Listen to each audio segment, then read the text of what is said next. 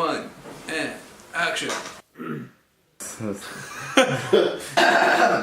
Are we live? Are we going? So a couple of years ago when we were just starting out, we had a list of flavors that we had to hit. And so root beer was one of them. And a few years ago we created one that was called the root beer float. Many years after that we tried to create a root beer. About 2 years ago we really set out, we're like, no, we will make premium root beer. I'm obsessed with flavors and I really like creating all these unique stuff. That's why we have things like Cactus Django, Frozen Ophelia. So we tried as much as we could with concentrates that are out there, and it just wasn't going anywhere. So we really went back to the basics and did a lot of research on how to make actual root beer. So how do they make the syrups? So we tried so many root beers, and I remember the time when we tried the final one, it was like an eye-opening experience. I tried it and I knew this was it. And so we put it in steeping, and 2 weeks later we improved it, and that was the final version of the root. One of the toughest things about producing the root was sourcing all the ingredients. We used so many random flavors in the root that it was not easy to come across them all and to source them in big quantities. We did overcome that, but it took a lot of hours and a lot of talking to random suppliers in many different parts of the world.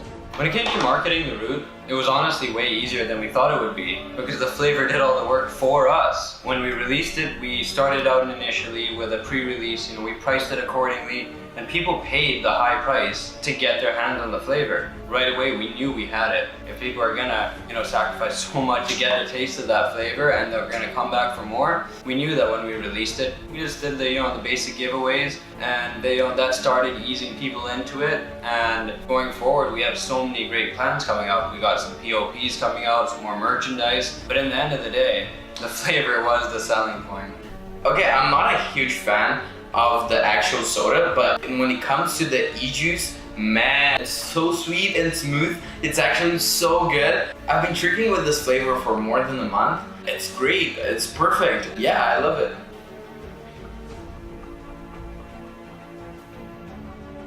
Ooh.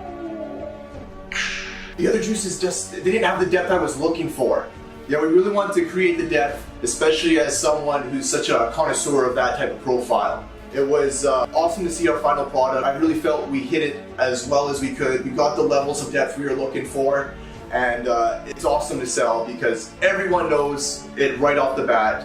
It's unmistakable, and as someone who is a connoisseur of that, it makes it easy to sell because it's just something I love so much and something I vape on. Oh geez, what bottle number am I on? I can't even tell. This one's almost done too. After vaping on the root, my coils last so much longer and I'm saving so much money. Coils are not cheap. Check it out, guys. You won't be disappointed.